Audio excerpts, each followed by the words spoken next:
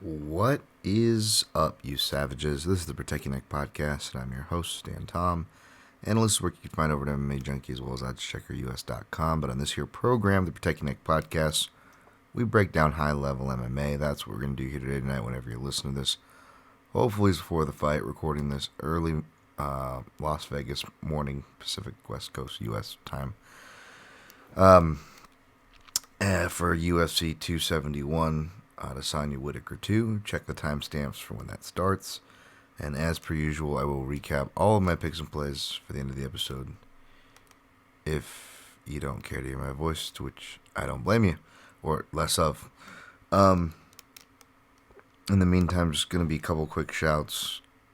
A brief recap of Ultimate Fight Night 200, UFC Vegas 47. It was a good night, but again, it's going to have to be quick because, of course, here I am coming to you late in the week, as per usual. Despite, for how many years now, really trying to get this out and recorded on Thursdays. And despite hating the person who is always late and always has an excuse for whatever reason when it comes to this shit in this industry, and since I've gotten in it, I'm just... Yeah, it's a bunch of stuff. I'm not in a great mood right now. I got I don't know, crazy day, crazy week. I had to play car rescue with the girl. You know, it's like dogs, car, parents' health, my health. It's something every week, right? It's all some kind of multiple fucking wild cards. Play car rescue, to just all the repairs that were put off for me having COVID went down today. Just had a bunch of had a couple of old Italian East Coast men just yelling at each other and just making a big fucking ruckus. Although we did get some stuff done. Of course, it's a crazy work day because I have 2 articles, the rest of my tape study to get done because it's been a fucking hectic week as per usual. God forbid I can just focus, right? Having to deal with repairs in the house or repairs on other stuff that I ordered, like fucking stupid shit like chairs. God forbid anything just happens once, right? Like I said, I'm still working on Sundays while the masses get to watch this thing called football and do this thing called a lazy Sunday. I don't know what that is. But most importantly, and then today, and then my brother-in-law got in a biking accident by Red Rocks. I broke a bunch of his ribs, sternum, clavicle, shoulder, shattered his shoulder. And then, around the same time, day before, my concept of time is a bit lost. Apparently another coach of mine, different part, Mount Charleston, Kyle Canyon. God. Well, we'll see. I don't want to say lost. I don't want to say anything, right? We don't know. But was last seen by Kyle Canyon at Mount Charleston, Coach Tim Lane. Kickboxing coach. If you hear me talk about counterbalancing,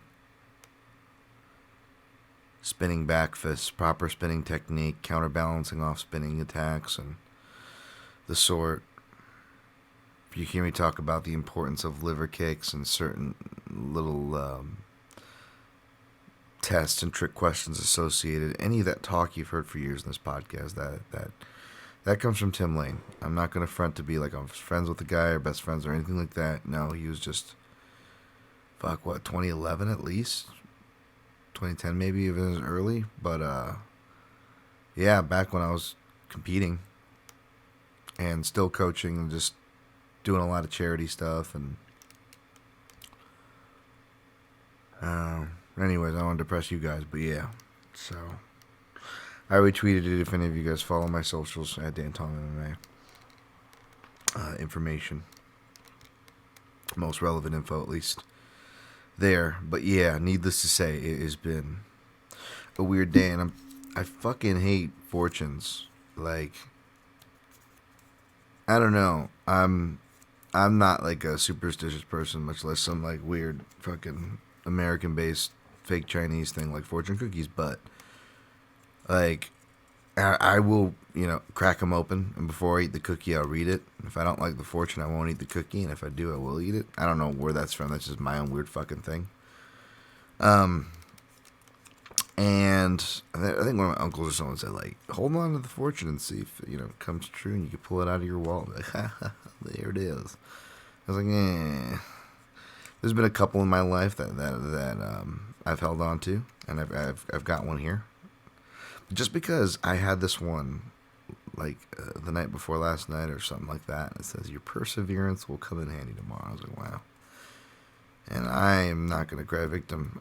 My shout-outs are with poor Tim's wife, and my poor brother-in-law is thriving in pain in the hospital right now, and someone else I'm trying to hear back from, waiting to hear back from, fucking with the way today's. I'm just hoping that they're fucking okay as well. And, yeah.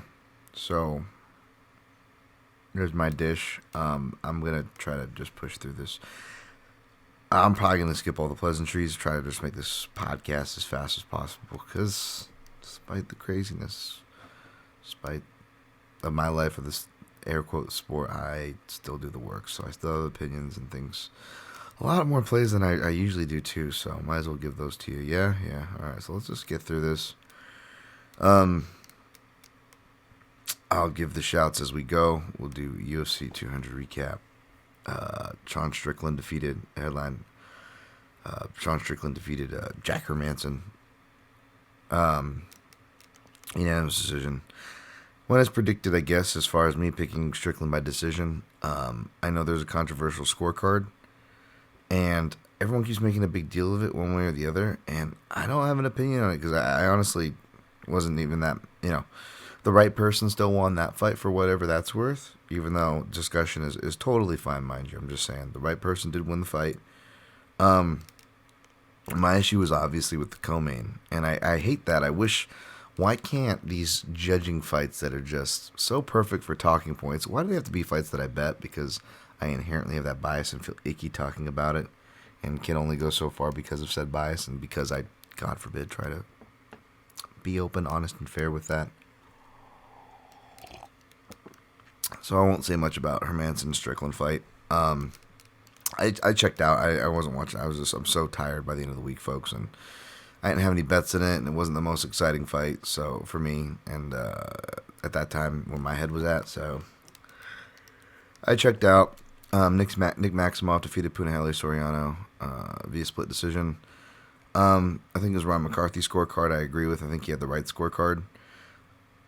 And the problem was, let me just first off, it seemed like very like 2007 judging. Shout out to Sanyo from the fight site. That was perfect.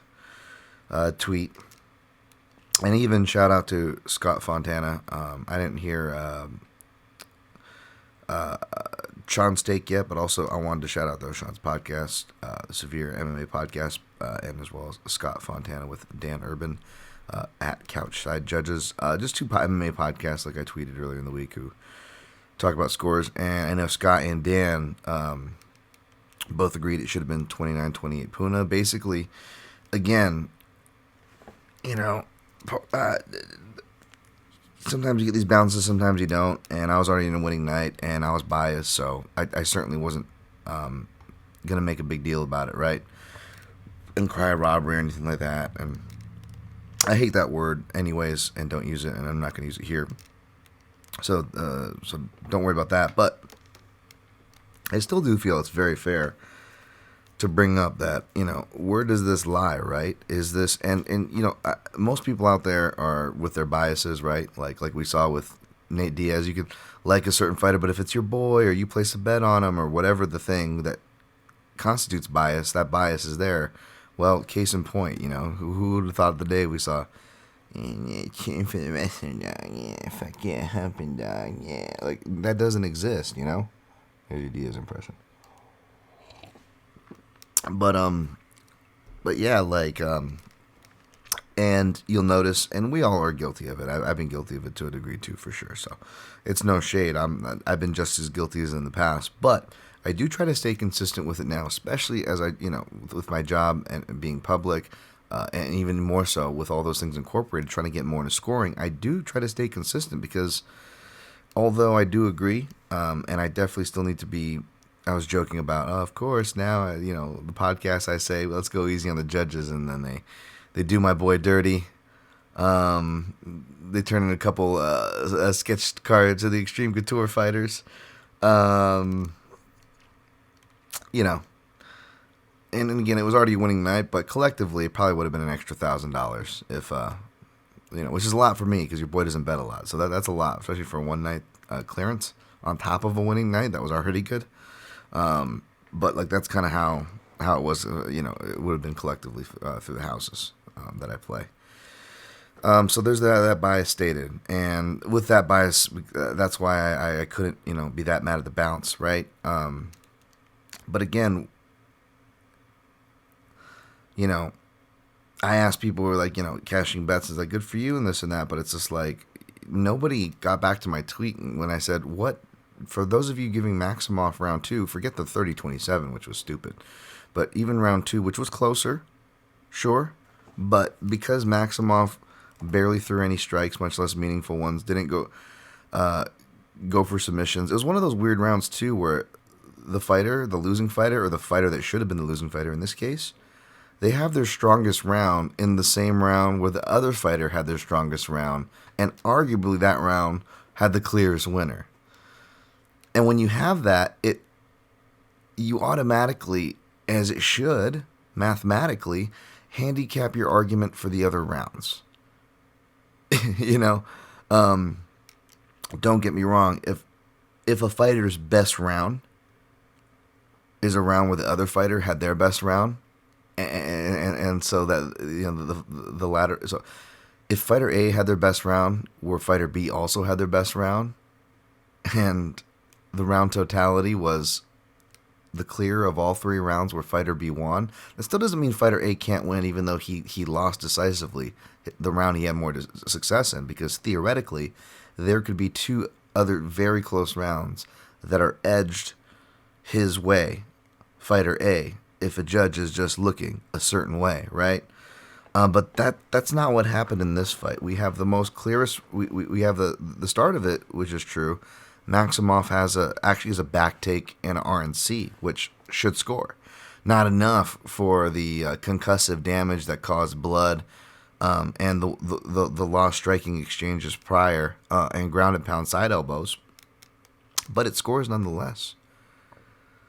But it's weird, and we'll get to. We might talk about. We'll get to Yana and Izzy, but rewatching those again, those were not 10-8s live. Those were not 10-8s in rewatch. And even though credit to Sean Sheehan for this, I don't know how much inside info it was, but he was one of the first and only people I've seen really talk about it. But Dana White kind of flexed his muscle apparently after that Jan Izzy fight. I'm sure he's probably also mad that Izzy lost. But those 10-8 scorecards, and we saw judges kind of retract their 10-8, and it was at a time where I still argue, and again. I was doing diligence at the time, but I've done even more due diligence since with criteria and diving into that world. And these opinions, or at least arguments and thoughts, I believe are still valid. I'm not saying they need to be your opinions. I'm not saying they need to be law-changing opinions. No, none of the sort. Who the fuck am I? I'm just saying, I'm just bringing up thoughts that I believe are valid, and I actually have proofs and fights that I can cite. And around the same time, you have of course, take a shot. Dan's going to mention Caitlyn Vietto versus Yana Kunitskaya. And even though I have less of a problem with that being scored for the superficial damage of the 3 of 5 elbows, and I think 4.5 significant shots or whatever it was to close the round, because there was not just a cut, there's also a fat hematoma it caused on Caitlyn Vietto's face, and that is the hematoma is worth more than the cuts, in my opinion, because the hematoma verifies more impact, where cuts can be, cuts can be hard elbows and cuts can be barely scrapes. You know what I'm saying? And some people cut more than others, and we'll talk about in the coming card as well. But yeah, even though I'm more sympathetic to that scorecard, the fact was, unlike Moldavsky, right? And we saw which is what I believe is closer to. So it sounds like I'm just siding with the side I bet. No, it's consistent with scoring criteria, how it should and how it's written / should be interpreted, and how it's not just written and should be interpreted, how it's actually been applied. And again, even though I'm more sympathetic to that scorecard for the female fight, at least Caitlyn Vieira had multiple passes, half guard, mount, back control, not hard strike. She threw just as hard and just as many strikes as Nick Maximoff. Okay, first of all, so anybody, arguing opposite, or not arguing opposite, but anyone has a problem with my argument or just even bringing this up, it's not even a hard argument anymore, folks. It's pretty hypocritical, because Caitlyn Vieira actually got fucking takedowns. She actually got passes. She actually had more submission attempts than just one.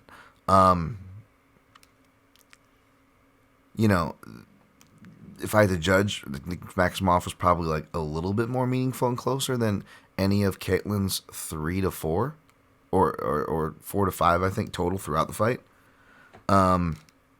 But again, she had 4 to 5 because she had multiple takedowns, multiple passes from multiple positions, including some of the most dominant grappling positions from back mount to rear mount. Have your pick. So again, it was just funny seeing people who have completely ignored it in their own talk and in their own arguments, or arguments they've had with others or me myself. People completely ignoring all that, and all of a sudden valuing, whether it's because they bet Maximoff, whether it's because Maximoff's, he's a Diaz army, and again, I like the Diaz brothers and all that stuff, but it's just, love the music, hate the fans, and yeah, and yeah, you just get some, you get some just annoying, nut hugging going on, with any of those crews, from Khabib, Conor, to even the Diaz fans, right? Even though those are more OGs, I'm definitely more sympathetic to. Probably have more, things in common recreationally. But nevertheless, love the music, hate the fans. You guys know my motto for the most. Except you guys are fucking cool.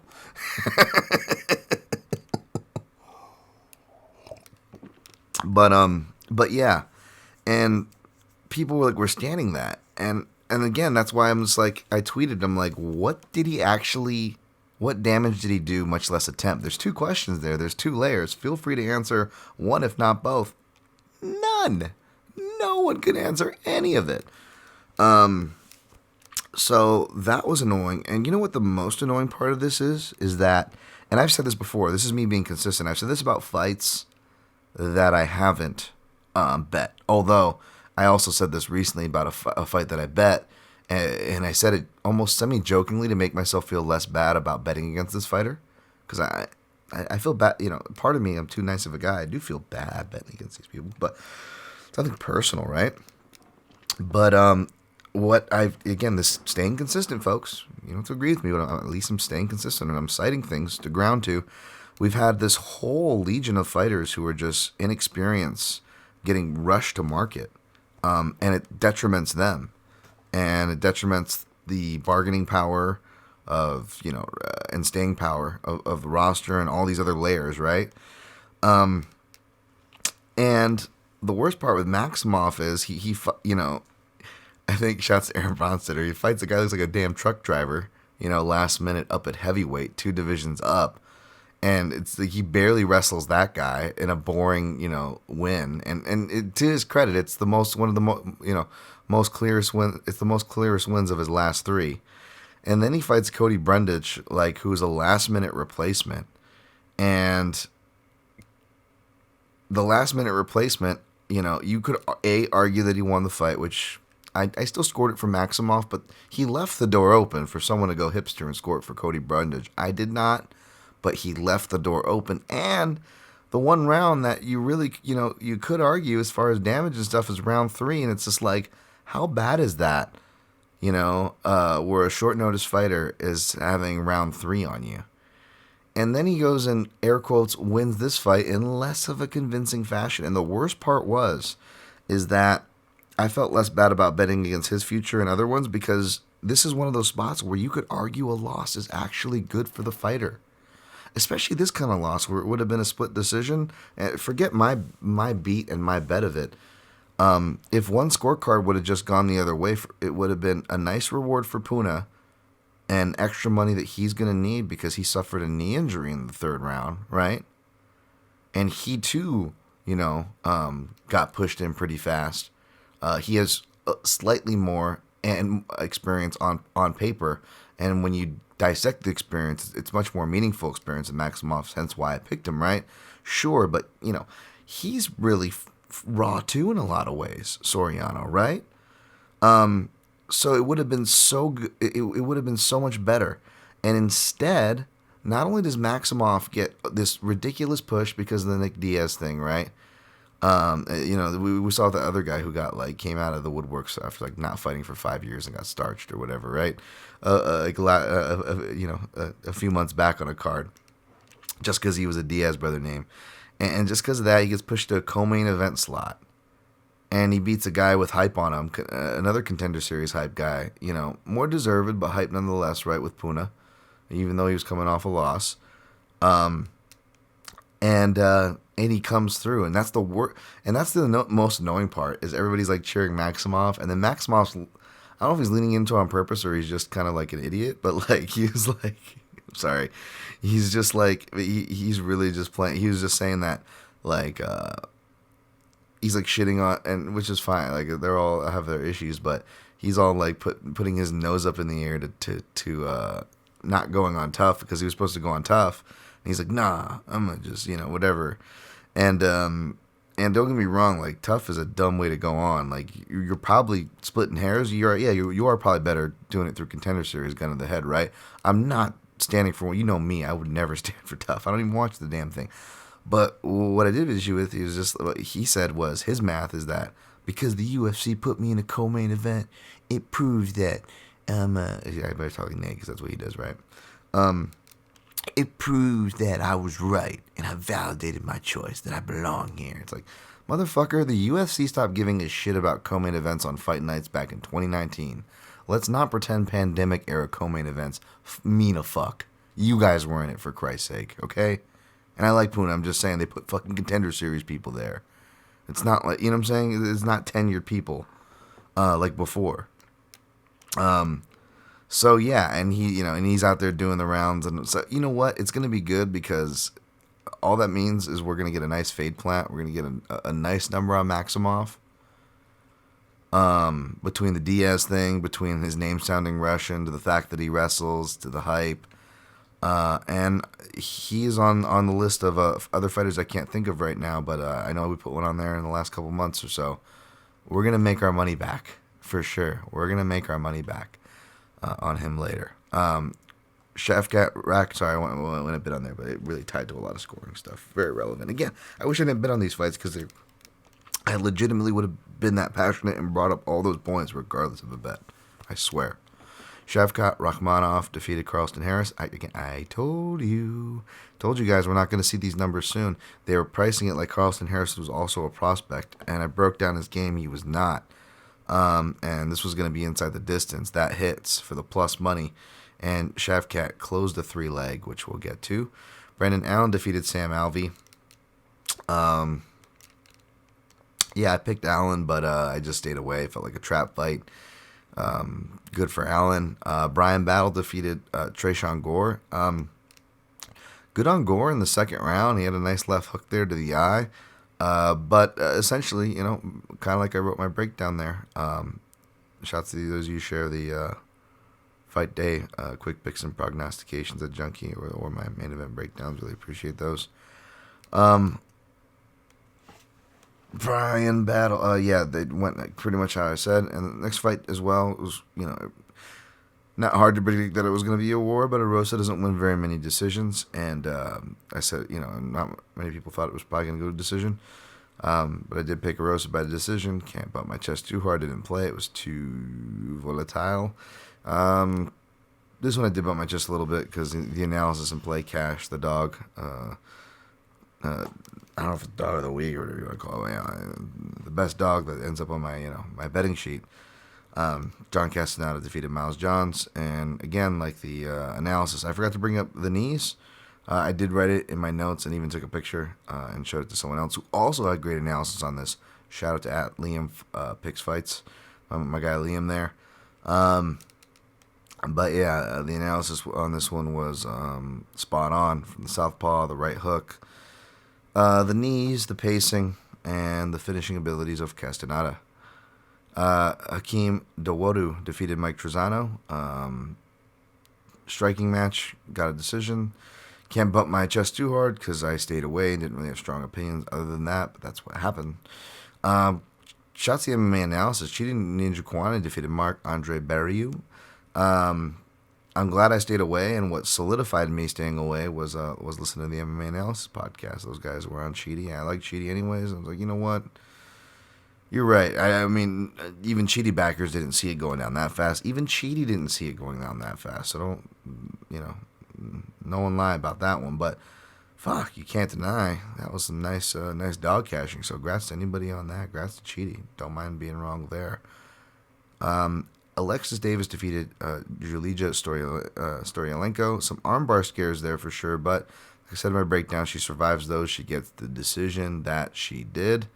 And the decision prop also cashed. So that was nice when these bonuses, like I said, I tried to load up these parlay legs. Alexis Davis was a parlay leg, and so was Shavkat. One by decision, one by inside the distance. And it's nice ways in case the parlay does fall apart. Some of these props, depending on how much I put, if one hits, it covers the parlay, but if two, it usually more than covers the parlay, which is nice. The third leg, the jail man. Speaking of third leg, the jail man, Jailton Almeida showing shower room recreation on the floor there, just going to pound. Jail man going to pound town. Jesus, stand easy on Danilo Marquez. Jesus, poor Danilo look like a wet bone. I like Danilo. There's no disrespect. But I told you guys, the jailman's not a hard guy to pick when we're looking for parlay pieces. Didn't get the round two. I thought Danilo's an accomplished black belt himself, so I thought he would last to round two, where then his gas tank would allow his technique to fall to the strength. But the jailman don't mess around. He just he's not using any lube. He's just going right in. Jesus, Dan. All right, pretty direct. Next fight, Phil Rowe. Yeah, Phil Rowe. Late ad there, defeated Jason Witt. I picked Rowe and said it was either going to be Witt wrestling, which he did try to do, or Rowe getting a finish. So I wasn't wrong, but I will admit I wasn't that confident. It wasn't until seeing the weigh-in. Usually I try not to jump too much on these. I barely even catch weigh-ins these days, to be honest. But I did this one, and Witt's eyes looked really sunken. It looked like a really bad weight cut, like when I used to try to pick out bad weight cuts in the amateur days over a decade ago. I would always say, like, the worst weight cuts is when they have a soft belly and a sucked-in face. That's, like, the worst combination ever. And Witt had that. So I played Rowe one house and like minus 135, and the other inside the distance plus 110. Obviously, both those hit in their respective houses. Glad I stayed away from this one because I got the pick wrong. Malcolm Gordon defeated Dennis Bondar. Nasty elbow dislocation. You don't want to see that. All right, one more shot, which we'll get to in the breakdown. So let's see where we ended on that. 29.51. All right, we'll see how fast we can get through the rest of this. UFC 271, Israel Adesanya versus Robert Whitaker 2. Main event breakdown up now at MMAJunkie.com. Adesanya minus 290. Robert the Reaper, Rob Sputin, Bobby Knuckles Whitaker plus 230. This is a tough one, man. I pretty much already conceded that I was going to be picking against Robert Whitaker for the first time since doing this deal, since 2015. But the closer I got to it, I just had a hard time pulling the trigger on it, and part of was like, is it bias and this and that, or like, yes, it is biased because I like clearly I like Robert's style. There's no connection to him I have, but I like his style. I didn't bet him while breaking down the fight. I haven't bet him as of now, and may not even. I'll let you know the caveats there for if I do, by the way, in a sec. But so it's not that at play either, which is another dangerous thing with again, I'm guilty. I'm not throwing shade. I'm guilty of this myself, especially back in the day more so. I've been trying to be better about it in more recent years. But when you get really passionate and you have a bet, you get like passionate about your breakdown. I still get obviously really passionate about a lot of shit, right?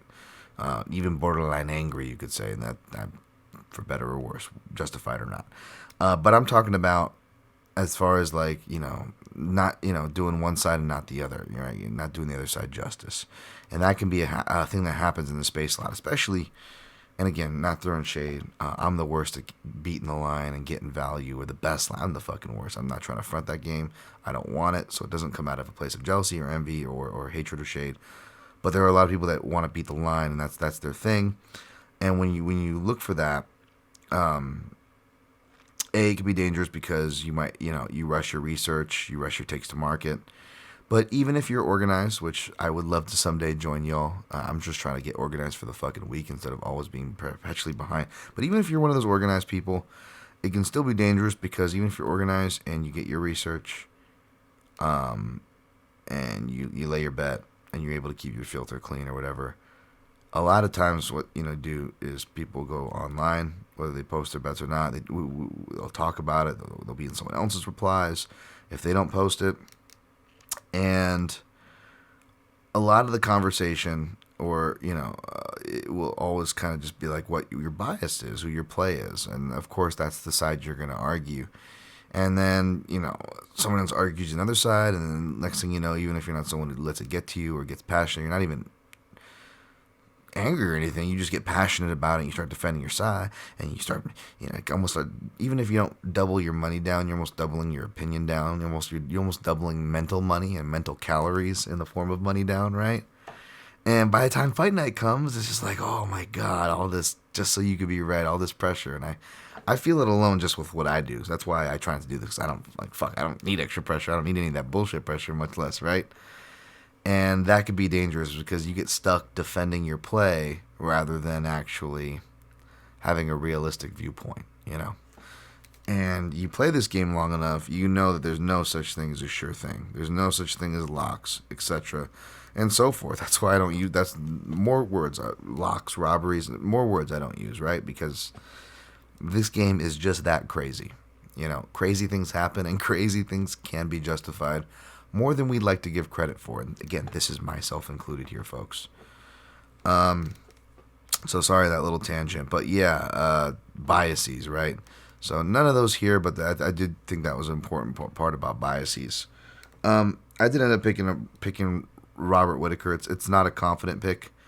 I know the article, kind of like last week's, is titled like, and I hate when this happens, why this person will beat that one, because I feel like, and for those who don't know, it's nothing that I'm throwing shit. My place of work, it's everyone's place of work in this business. The writers do not write the titles, folks, for the articles, and which is unfortunate because those articles, the headings often piss people off, and the writer of that article gets shit for it, and they had nothing to do with that heading, and the headings are usually written like that because, and again, you see, in my editor's defense, what are they going to put? Are they going to put reluctant pick as nerd goes overly deep into breakdown? Please read. Like, that's not going to get anybody, but that's pretty true. So, and I'm not here to argue that, one way or the other, by the way. I'm trying to, play devil's advocate out there.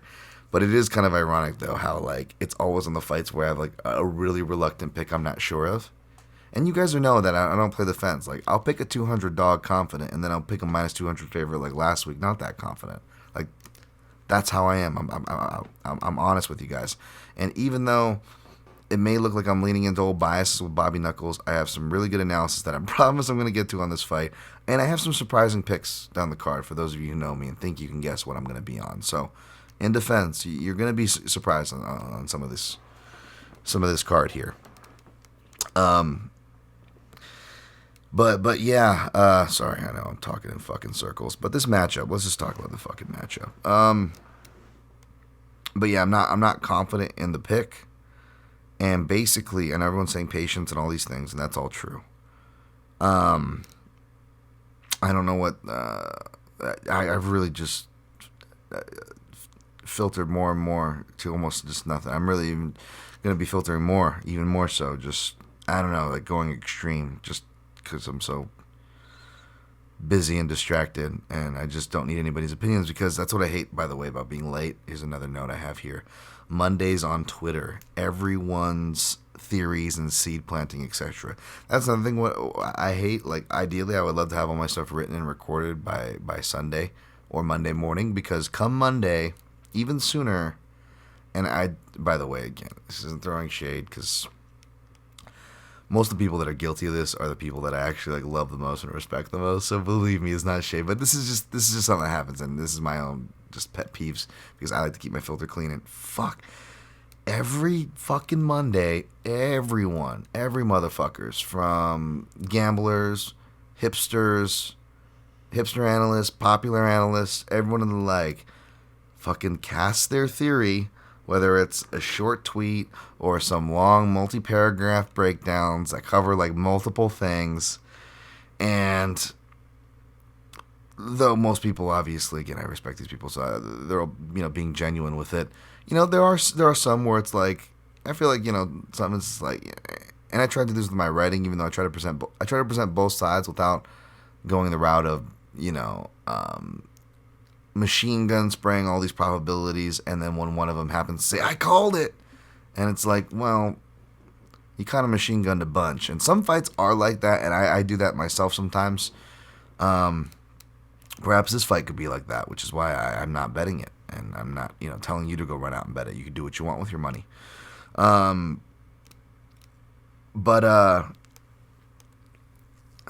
my head's all fucked. I haven't slept, But yeah, this one's a volatile one that I think is gonna be all over the place. And basically, I think the everyone's fucking theories and seed planting. Yeah, and if I or someone does that every week, then it's kind of like, oh, okay. It's kind of hard to take the victory laps there. And it's another reason why I try not to do the former or the latter, especially, latter being victory lapping, because it's just like, but anyways, it's just, yeah, I hate that on fucking Mondays. I'm trying to look for legit news. Is there fight cancellations? Like, that's the main thing that I look for. And then it's just, I can't help it, like, what is this person talking? And then I'm just distracted, or this, and then I have to scroll fast. Oh, there's analysis. I can't read that because that's going to be in my head. And God, I fucking hate it. God, I fucking hate Mondays and everybody's seed planning their fucking analysis. So they could be first. Like, oh, well, I said it back on Monday, and didn't you hear me? Well, I tweeted this. It's like, well, y'all tweet a lot of things, motherfuckers. I wish I had that time. I just save all my shit for my articles that no one reads and the podcast that no one listens to, because I'm smart like that, right? Jesus Christ. Anyways, Dan, you gonna break down this fight? Yeah, basically, it's gonna come down to the person who can make the other person come forward. Patience is like the hot word that I'm seeing on the timeline, and that's true. Basically, if you look at it, and we'll talk about this with another fighter I like down the card, but many, not just myself, many have surmised that Whitaker style, and I talk about this in my breakdown, and I've talked about it in prior ones too, but many, aside from me, has surmised that long opponents who can counter competently with hooks, in my opinion, all those qualifiers got to be in there, could be, may in fact be Robert Whitaker's stylistic kryptonite. In which case, it's hard. It's another thing I try to make a point in my breakdown. It's hard to and maybe this is not a fair example, but what Figueiredo Moreno reminded us this series recently is that it's really hard for fights no matter when they happen. How far away from each other they happen, it's really hard for the same place to take place twice. That being said, if Izzy is in fact his stylistic kryptonite, then yeah, he should win and probably win sometime inside the distance if Whitaker gives him enough to work with. But that was the key, is giving him enough to work with, because Whitaker may be not as good coming forward and may quietly be better off the back foot, right? But I would argue, at least, especially in MMA, because there are different differences to the way Izzy fights. All high-level kickboxers are a little bit different. They bring in more and more weapons. We've seen that with Izzy since the Whitaker fight. He's using more check hooks, and to do those, you have to sit down more. And in general, he is sitting down more because his takedown defense against the Cajun in the open is only improved. It was already underrated, which I did argue since the jump. Sorry, bless me. Even other times I picked against Izzy, which was very, very few. I wasn't like, shitting on him in the way that Izzy really seems like he self-imposes on himself at this point. And everybody does talk about the wrestling, and probably before this fight, but he's always like, oh, wrestling, oh, I'm too skinny, bro. I never said any of those things I always feel like I've offered fair analysis. But when you look at his fights too, as far as, kickboxing, he adds things. Yana Jacek was a little bit different. She was pretty much just boxing for the most part. And then you see her start incorporating her kicks in slowly as she gets comfortable. A lot of high-level strikers go through their own versions of this when they go to, and they seriously commit to MMA. And we have a sample size to look at. You will see these similar adjustments in their own ways. And because the lion's share of Izzy's opponents, their intentions are either to take him down or at the very least get on the inside in MMA. It makes him counter more, right? Inherently, that's going to make him counter more. As well as the not wanting to get taken down, throw yourself out of position, and why he's careful about these things. Shifting angled retreats to get out of dodge, and all these sorts. Is why he prioritized those since Jump Street when he jumped in the UFC pool, right? So Izzy too does better off the back foot. But if you look at their fights, it's funny. I think like Yoel Romero, Jan Blachowicz, not for the reason most think, for Izzy. And then I know it's Izzy and Stephen Thompson are the typical examples, which are true. Again, long strikers, even though Thompson doesn't use hooks a lot, and he didn't really in that fight. It was more like straight 1-2s, but they were counters nonetheless, and it was a young Whitaker, yada, yada, yada. But I would also argue, and no, not even the Court McGee fight, which he arguably won, but the Rafael Natal fight, fighters who kick the legs and just commit to countering and staying on the outside. I know Robert Whitaker broke his hand in the first round, but Robert Whitaker's broken a lot of things and still won, right? And he still won that fight too, by the way. It's almost like it's good if you break something. That means he's going to win the fight, right? But the point is, he actually had a tougher time in that fight than he thought. He had some frustration, ate a ton of leg kicks. That's the fight that probably seed planted Cannonier and Cannonier's camp to go after Robert Whitaker's legs, which was smart. So I suspect we'll see Izzy go for that too. The thing is, Izzy, he can check kicks and has before, but even in kickboxing, and even, granted, this is the leg kick, guru, Bazooka Joe Valtellini, he's even noticed that in the kickboxing realm, much less with MMA, right? And the calf kicks and all that stuff there, which you got to add into the fact with MMA, as that trend is pretty high there. And the leg kicks are going to be something too. And with Izzy, part of him picking against him too is just there's a lot going on with him. A lot of the distractions, which are obvious. There's so many, but there's also a lot of projections for a guy who won the fight. You'd worry about a guy taking it too easy, and I don't think so. I do believe Izzy about being prepared. I do believe him and having a bunch of plans and all these things.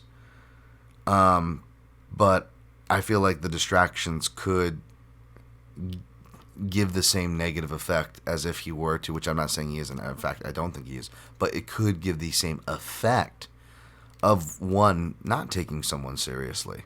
It's not because you don't, it's because you just, again, the mental distraction, right? And then on top of that, especially the guy with his ego, and I know that's kind of what makes Izzy tick. Like, the guy couldn't even enjoy getting the belt wrapped around. He's still too busy talking about, what you mean I have no knockout power? Like, Izzy, just fucking chill for a second, dude. Like, enjoy it. Like, like Harvey Keitel to Seth when they're the titty twister. Look around, Seth. You've won. Enjoy it. That's kind of how I feel a lot of times with Izzy. It's like, dude.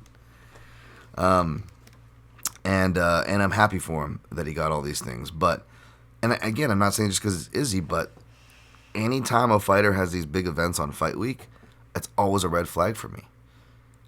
Because it's, it's energy, it's an emotional dump, it's a distraction, it's all these things in a really crucial week. And what's the example I always point to? A guy who at this time was not thought to be out of his prime, although me and some others were cashing plus 220s opposite of him.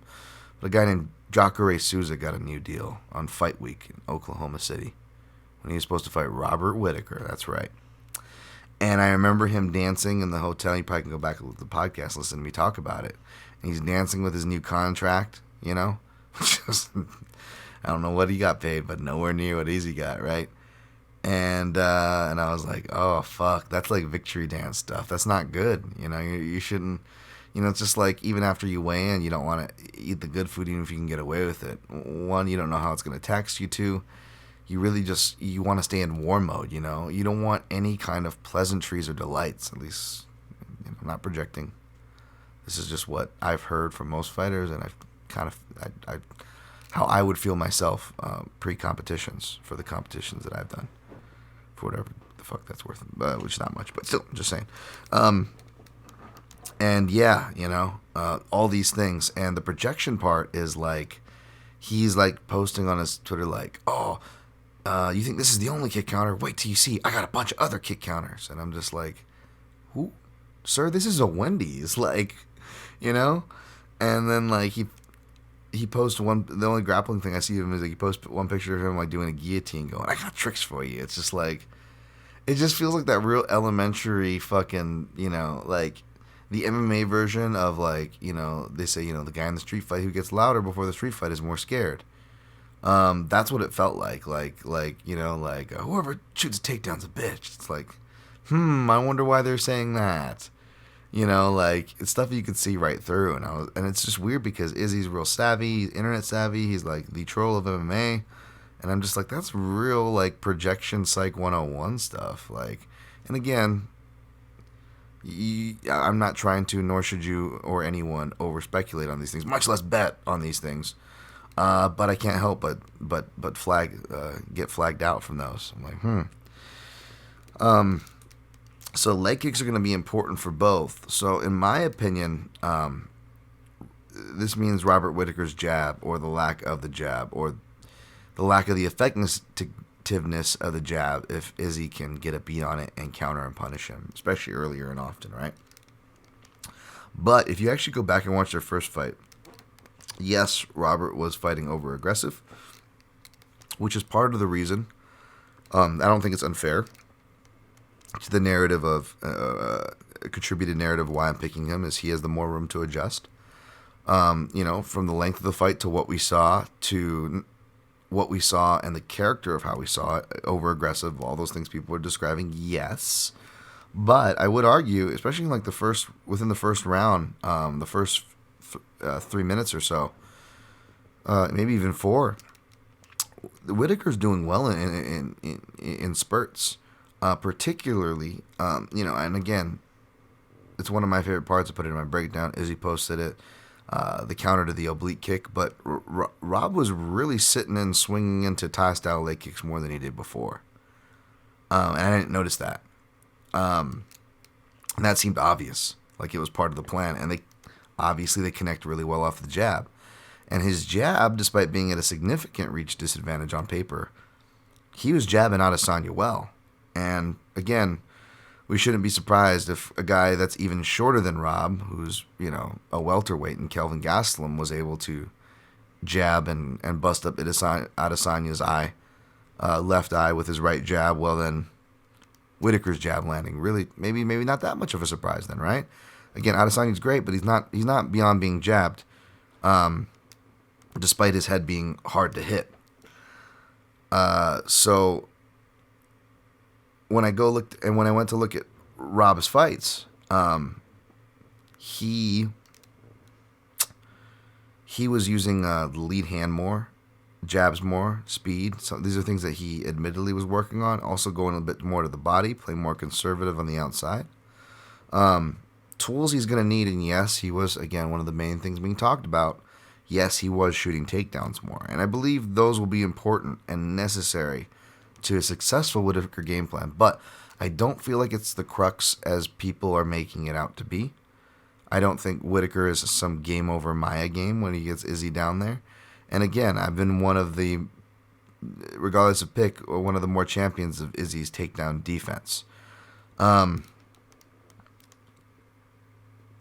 But that being said, I do feel like the countering is going to be a bigger thing, because not only does Rob need to jab to set up his leg kicks and to set up his takedowns, but I believe Rob both jabs and sets up both those things better when he's playing on the outside. Obviously, you can prod with leg kicks and frustrate people to come in and then change your level underneath. That'll also be good, because open shots in the level changing in the shots in the open are probably what's going to be most successful in Adesanya, who really has gained a feel for his frame. He has shown really good single leg defense, good defense against the cage. So again, playing the outside, making Adesanya come to him, jabbing and leg kicking, could open things up and allow him to edge out some rounds possibly. Again, I pointed out the Rob fights, but for Izzy, not just Yoel Romero that made an awkward fight, but the guy who beat him, Blachowicz. You know, everyone pretends it was the wrestling. It was only the end of the rounds, and only the end of the last 2 rounds where he got wrestling off, or meaningful wrestling. And strikes don't tell the story of the fight, and you shouldn't score off him. But if you look, Jan Blachowicz outstruck him every round on paper, I believe, maybe except one.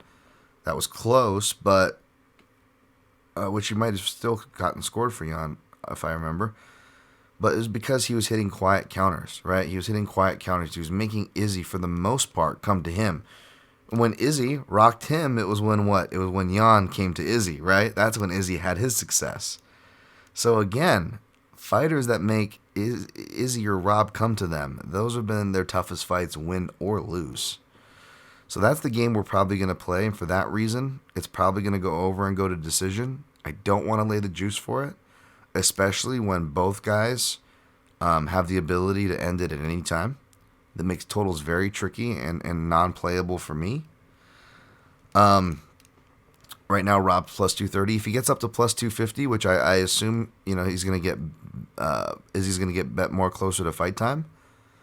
If the caveats are, Rob's got to be plus 250, or Rob by decision has to be close to plus 500. Right now it's plus 450. I want plus 500 before I sprinkle on either of those money lines, or sprinkling a little bit on the decision prop. And I would prefer to be up, so where it doesn't hurt if I win or lose the money, so I can still end on a positive night. And all my plays are before the main and possibly co-main event too. There could be a caveat there, and I'll try to go through this a lot faster, because I know I spent a lot of time on that fight. But yeah, that's essentially the feels I'm getting here, and it would be better for the sport. It would if Izzy won, I'm sure. But I like Rob here, and yeah, that's that. Next fight, Derek Lewis minus 170, Tai Tuivasa plus 150. Oh, maybe it's going back down. Well, no, it's plus one. DraftKings like minus 200 at some places, plus 165. I expect this to go higher too. Yeah, man. Derek Lewis is another guy I feel like I hate picking against, because then I'm wrong, and he at least makes comedy about it, so I don't feel bad about it. Whereas like Izzy, like taking names, and I'm sure I'm on fucking one of his hit lists somewhere for daring to pick against him. But Derek Lewis is another guy who I genuinely love. I hate picking against him, man. Even last fight, I was like, I don't agree with the line. I just, Dan Derek Lewis has traditionally not done well against strikers, and even though he iced Dawkins obviously it was too much too soon, and Derek Lewis, like, he just showed a competent pressure game and came forward. And, like, it sounds really basic, but Derek Lewis, like, he'll come forward in blitzes and shit, but he doesn't fight measured like that, and it was awesome. He actually showed a little bit of glimpses of it in the Latifi and Ivanov fight, and that just kind of went out the window once he went back up in competition or higher levels of competition. But maybe it's the lower levels of competition where this comes out. Maybe that could come out here for sure, right? In fact, I'll count on it. Even though Derek Lewis had the cut marks on his back, he was moving really well. Like he had a sprawl on a hair trigger that he kind of half committed to until he realized Dawkins wasn't really shooting or in a position to finish a shot. And then he comes up to like a tie clench, starts launching knees like he's a welterweight or a lightweight. So yeah, no issue with Derek Lewis being favored here. And shouts to Aaron Bronstetter on the TSN MMA show talking about the Houston pressure factor. He's not going to have that because it wasn't so much the Houston home factor, although I'm sure that doesn't help and it won't help here to a certain degree. But it wasn't mainly that. It was the same day he was released out of prison. Was the same day he was fighting for a world title. That was like a mind fuck for him. And Aaron's the only person I heard say that, and he confirmed it with Derek Lewis on a recent interview. That all being said, even though I was the guy while everybody was excited about Tai, everyone still is, but when everyone was hyped about Tai Tuivasa-Shui's before he lost in the UFC, by the way. He lost in other things if you dig deep enough, which I did. If you guys remember, whether I picked him or I didn't, I picked Orlovsky and was like laughed out of the room for it. And I know he still beat Orlovsky, but you could argue Orlovsky won that, right? And did much better than people thought. You know, this is the start of the most recent Orlovsky decision run. So that was kind of out of left field, even though he lost to even make it that far.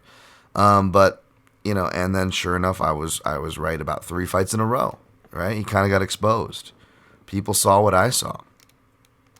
That being said, he takes a year off, trains all around the world. Brief stint in AKA. But more importantly, he's been training, Tiger. I think he did some Tiger Muay Thai, and then the last half of the year he's been in Dubai since his last fight. Partying, sure, on the piss a bit, but also working out and with a good training partner who, again, shout out to TSN MMA show and Bazooka Joe Valtellini, a guy he's familiar with. Sounds like he's a member of the this guy named a kickboxer named Errol Zimmerman, which Aaron, thought was, and I thought was Jewish. He sounds like he's a member of the Fantasy Jewish Fight League, Zimmerman. But apparently he's like a really good person to have for what he's up against with Derek Lewis and those weapons. And that's the person he's been cooped up with as a main training partner, training his striking. And Ty's striking has gotten a lot better. I always have the habit to go pick against him, but I think a couple fights ago, even to start it, I know Struve, Hardy, I didn't play him, but I ended up picking him against Sakai. Is because now I'm turning coat on my opinion, and I've been proven right so far. He's showing much better striking, leg kicks, which are going to come in handy with Lewis. We saw that it was a big thing against Gane. It's probably one of the best things you can do against Lewis. You're going to force out a blitz, and he's going to try to level change and try to rush you for a takedown off it. But so long as you're prepared and don't get bum rushed and taken over by one of those, you're going to debilitate him over the stretch. And more importantly, tied to Ivasa, he's always had heavy hooks and ridiculously stupid power. But he has something at heavyweight that's just ridiculous. That's something few Lewis opponents have really had. And that's a check hook. And we saw that he doesn't have to even land that bad boy clean to knock someone out. Granted, Greg Hardy is not as hardy as he fronts, but still, it's a big man right there, man. And so I'm picking a guy who I've long doubted, but granted he has maybe money lately. And Derek Lewis played plenty of money before, Again, people think I'm hating on Derek. I was picking Derek Lewis when even Derek Lewis fans were picking against Derek Lewis to win by knockout against Curtis Blades at whatever plus what the fuck ever. So again, this is nothing. I already hear my man. Raimondo. What do you got against the brothers? It's okay, Raimondo. I'm picking a brother in the next fight. That's a trick question. That's a trick statement. No.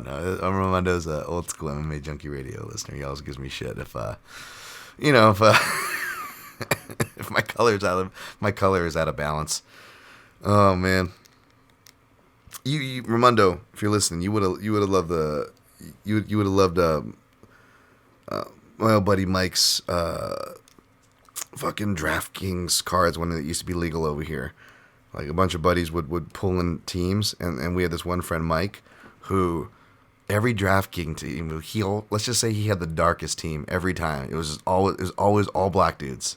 We're like, who's Mike gonna pick this time, guy? And Mike was a white guy, by the way. Raimondo, but I'm just saying so it's funny. So I gotta shout my guy Raimondo because I know he's gonna give me shit already. Relax, Raimondo. I'm passenger 57, maybe not passenger 57, parlaying it, but I'll be betting on black in a little bit here. So hold on. And it ain't the next fight either, believe it or not. I know you guys are gonna be surprised in this one. But yeah, I'm actually gonna go tied to Ivasa, and I think round 2's the round. I think it's round 1 or round 2 for Tai Tuivasa. If you're looking to bet Lewis, folks, whatever you do, sprinkle a little bit on the over because you're getting plus money on over 1.5. And I think Lewis, he's not a first round finisher usually. That's another thing about the Chris Daukaus one. He could be because these guys are going to swing hard, and that's why I think it's tie round 1 or round 2. But if Lewis survives that, gets it to the ground, able to hurt Ty and not run into a counter like Greg Hardy did, etc. I don't think he finishes it till round 2 or 3. That's where most of Lewis's finishes are. Houston, big cage, so the exchanges won't be forced as fast like Daukaus in the small cage, right? Heavyweights in the small cage can be bananas. This is the big cage. So I'm not telling you how to bet, but that's how I would attack the board. 2 to 3 over for Lewis. If you like Tuivasa, just money line, kick for coverage, and maybe sprinkle 1 and 2. I don't know about laying the chalk or laying anything heavy in general because it's heavyweight and it's volatile. But left hook, Tai Tuivasa. Let's go round 1. I'm gonna say toward the end of round 1, it's gonna be a shocker. Jared Cannonier, 160, and Derek Brunson, plus 140. Man, I came in looking this to bet Brunson on the dog money, I went back to read their last 2 fights, and I love it. I've had my share that definitely that's off the money, but there were some really breakdowns that were really on the money if I do see myself last year. And both Cannoniers fight with Gastelum and Brunson even to the round, and method. I called those exactly. So who do I pick here, right? I'm looking to lean Brunson. At first, I was semi-surprised he was not opened as the favorite. The more I looked into it, I'm like, no, I get it. But I still think the value's on Brunson here, which it probably is a dog or pass if you ask me. It just feels like a volatile fight, so I'm honestly staying away. But the more I looked into it, I actually like Cannonier here. Brunson's just still very hittable, and he's focused more on the wrestling. But because of that, despite training at Sanford MMA, it just still doesn't feel like he's prioritizing much at all on his striking defense. Except like putting his arms out like a zombie guard as he reaches for people and gets tagged up still, which is really bad. And with him announcing his retirement, red flag, red flag, red flag. As far as him getting a title shot, focus. What are you doing? Then you got the domestic abuser shirt, which is fucking badass, and I'm down for that message. But I'm also kind of worried for Brunson's behalf. I'm like, are you gonna distract yourself with all this whole other side thing you're doing, or what, is it a side thing? What's going on there? I like Brunson, man. I'm rooting for Brunson to win here. If you're betting on Brunson, I'm rooting for you too. But my pick is Cannonier. You could argue that the fighters were exposed and or known kind of, fish out of the water in certain positions. and were just really stylistically favorable, undermatched in certain departments, and experience to Brunson, with his recent run. And there were sketchy moments in all those fights. Whereas Cannonier, getting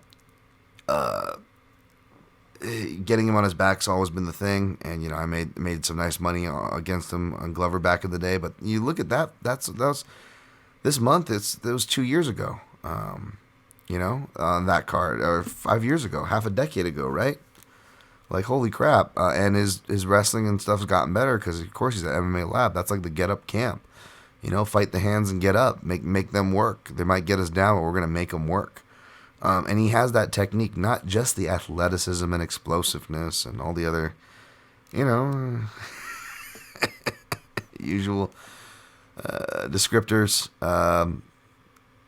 people of color tend to get in the sports world. But no, he actually has skill, folks. But yes, he does have the crazy, stupid strength to go along with it. I'm definitely not denying that. And when you do factor that in, I think Brunson will get him down, but Brunson's not necessarily game over. It was fast with Darren Till, but Darren Till, that was kind of like his last hurrah, and he was already hurt.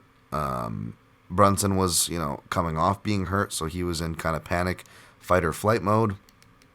But there's been plenty of times where Brunson could take the back and he's not selling out like that or selling out for mounts, That was kind of an anomaly. Mainly it's control, and he's got really dangerous ground and pound. That's where he really makes the game change. That's where he really changed the game against a lot of these guys and made them kind of either give up or just damage them brutally, like Shabazian, right? But I don't know if he's going to be able to do that against Cannonier, because even if he gets him down, that guy's, he's got to be fighting to re-wrestle him, because Cannonier's going to be bellying down, scooting his back to the fence, tripoding up, fighting hands. As far as the striking that's gotten better, it's been Cannonier's counters. He almost, speaking of counter hooks, I forgot, he almost, he hurts Whitaker in the third round with a check right hook off the counter. With a come forward right hook, which, by the way, Derek Brunson from Yoel Romero to Jacare Souza has been, put down by hooks coming forward and off the counter, so that's why I'm mentioning these. He put down Gastelum real bad with a come forward right hook, right? And aside from that, a shot that he's gotten really good at since he got by the way, he's 2-2 against southpaws, and it was hard what to make of it, because at first Sean Jordan, heavyweight, early Cannonier, shouldn't be at heavyweight, first UFC fight, he gets checked right hook himself way back in the day, almost like a decade ago, right? Next southpaw loss doesn't come till Dominic Reyes. That's by uppercut, right? Beats Anderson Silva. It's an old Anderson Silva. It's a leg injury. And so Kelvin Gastelum is just kind of his first fully fledged southpaw win, you could say, right? Now he's 2-2, and now he's going against Derek Brunson. And the left's going to be live. Cannonier mainly gets hit by lefts. But since he got hit by that left uppercut, his uppercuts have gotten really mean, really good timing, really fast, really good sense for him. And that shot's hurt Brunson a bunch of times because he's a shelling, ducking, level-changing wrestler. So, there's just, I think even Hermanson looked like he got rocked shooting into Cannonier's hip. The guy looks like he's made of the fucking crystals that he keeps his pets or whatever, yeah, man. So, yeah, I mean, I'm going with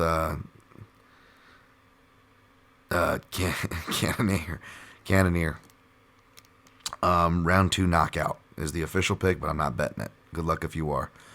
Kyler Phillips minus 425. Kyler Phillips. Marcelo Rojo plus 320. Phillips was going to be a parlay piece, but he's the biggest favorite alarm went off, and then the more I watched Rojo fight, the more respect I had for him. Part of me was going to pick Phillips and sprinkle on submission, because if you look at it, if you do the old Sherdog breakdown, you're like, Rojo's, most of his losses are by submission, and Kyler Phillips, he has one submission, but he recently got his Brazilian Jiu-Jitsu black belt. He was a brown belt under Carlson Gracie. I think Toquinho gave him his black belt, so I don't know what the math is there, but legit lineages, legit training partner, teachers, whatever there. So he's a black belt. Talented kid on the ground, can pass, can move, can strike to open up those submissions. And when Rojo gets on his back, he doesn't look great there, and that's where he's finished most of the time. That being said, Rojo has gotten finishes off his back, even though that jiu-jitsu only is working on lower level guys. And more importantly, Rojo's wrestling seems to be getting better and better. Even in his earlier Combate America stuff, like it had to be good level changing doubles for Castaneda to get him down. And his single defense and a defense against the cage is actually pretty dang good. That being said, he likes to pressure forward, and Kyler likes to kind of dance around. So it's pretty much going to be Marcelo Rojo pressuring forward, looking to leg kick and body shot and then come up high, while Kyler Phillips. Rojo's defense isn't great. Like, counter crosses seem to hit him the most, and Kyler Phillips has that, like, run you over counter cross, or if you're too close, it turns into like a counter blitzing elbow. That's going to be there all day. That's going to be the best shot of him stopping or starting to stop that downfall avalanche, if you will, of Rojo. Or that same dynamic's going to happen. He's going to come forward and he's going to mix that with the level changing doubles, which is good because those are the best takedowns to get Rojo down with. And if he's down there, I think he can outwork him and find a finish. But Phillips, even though he's kind of eccentric, I like the more contained, humble eccentricness that he's showing this time around, for whatever that's worth. But he's still kind of a wild dude who's just kind of like, I'm gonna live in the moment, man. I'm gonna let the wind tell me where to go, like so much. So it's like, and Rojo's a guy you have to control, whereas Phillips is a wild man, right? Still, so, and then Rojo really works the body really well. When he does get guys into the fence, he unloads.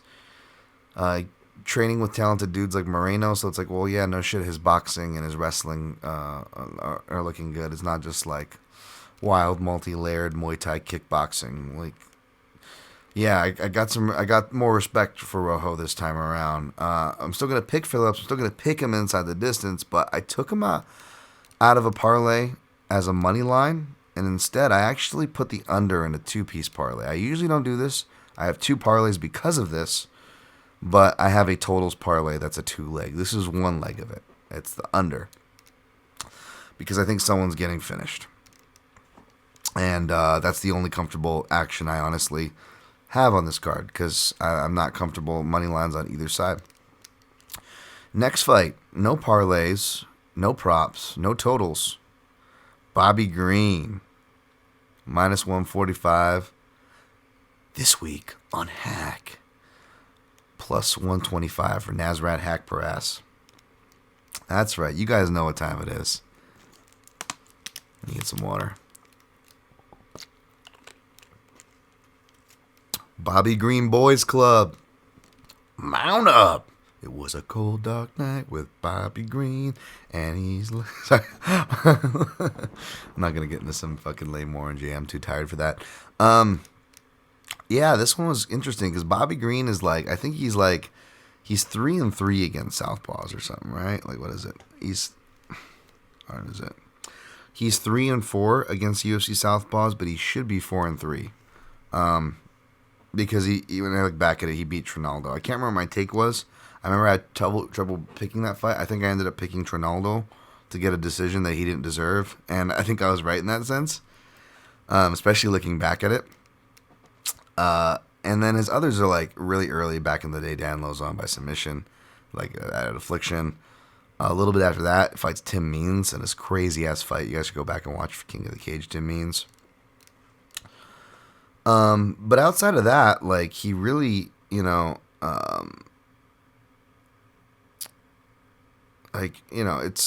he's really, he has the same approach now as Southpaw to Orthodox, and you fast forward, 10 years. Now it's just, he's really, if you're a Southpaw, he's going to go Southpaw too and jab you. And I think that's going to be really useful to take away, Hack Paras's kick, it's going to feel like, Calvin Cater and Giga in a certain sense, mixed with the dynamic of Robert Whitaker, because the dangerous part, depending on how Hack Paras wants to play it, this is hard, because Hack Paras has not evolved, at least to a lot of analysts like myself, way we like to expect, because at least I can speak for myself, is very high on hack brass when he came in. I picked against him, but I said, look out for this guy. There's going to be a lot to like, and there was, even though he lost. So I was right in that sense, and I've stuck with that. But in the last 3 or 4 fights, between pandemic and training being all around, he was still seeming to be working with / getting cornered by Firas Zahabi. And the TriStar thing was happening to him where he was kind of turning into a back foot fighter. And I don't think that suits Hack Brass at all. I think he's got to be like a pressure fighter, like the guy he looks like, Kelvin Gastelum. I mean, he does split time up at Kings, which it looks like he did more of this time around. And even in an interview, he said, I fought really bad my last fight. I was on the back foot. And part of me was like, you're on the back foot in like all your fights now. But then part of me was like, well, that's good that he's acknowledging that, right? Because that means he's going to come forward and fight to his strength. But here's the dilemma. Even though back foot Nasrat I don't like it. I would argue that it's not as good, yada, yada, yada. It actually might be, if he reverts back to that, it actually may serve him better in this fight because, like Whitaker, when Bobby Green has to come forward, not as good, right? I believe I wrote that in my notes here too. Yeah, Whitaker similarities. Yep, as weaknesses coming forward. Back defense, they actually have similar back defense too, and how they thwart back takes. They actually do a similar little scoop with their elbow that I use all the time. I love. But yeah, he actually does that. So if Nasrat makes the adjustment that he's talking about and that many have asked for, it may actually be worse because then he's going to be walking into Green's counters and giving him what he wants. Now, Nasrat does throw counter hooks, and if I went back to look at the shots, it's not so much rights more than lefts. It's really just hard hooks or hard counter hooks at the right times that seem to catch Green. And with the way judges judge his fights, that sometimes that's all you need. And again, I'm less mad at that Moises fight. If you look back at it, it has a lot of these things. Oh, by the way, Tony C, I'm gonna backtrack 1 second and answer your question for Brunson. Tony C asked about what I scored, my honest opinions for Anderson Silva, Derek Brunson. And I just want to give off a couple notes on that because it's apropos to what I'm talking about here, which is Bobby Green fighting like Thiago Moises. Even though it was a legal shot that Bobby thought was an eye poke, the fact is he had not acknowledged it. And a lot of the things in controversial decisions that I noticed, a lot of the key factors is body work and leg work not being counted. Bobby Green right there, especially the body work. Bad body language in the form of either gassing, which wasn't Bobby Green, or acknowledging that you're hurt. And Bobby Green did that. Then there's the intangible, which, I know people will argue with me. But I'm not saying judges inherently do it. Obviously, they know better not to, and they mean not to. But I do feel like if there's a close round and there are certain things. Maybe it's the reason why I picked Whitaker maybe over, Adesanya, right? Because, even though I'm a Bobby Green fan, so it's not like I'm just like, and I keep the same energy. I'm just trying to kind of soften the blow here because I don't like, the confident, too cocky. I'm not saying Izzy was cocky, but those are the words, and that's the barometer, confident to cocky.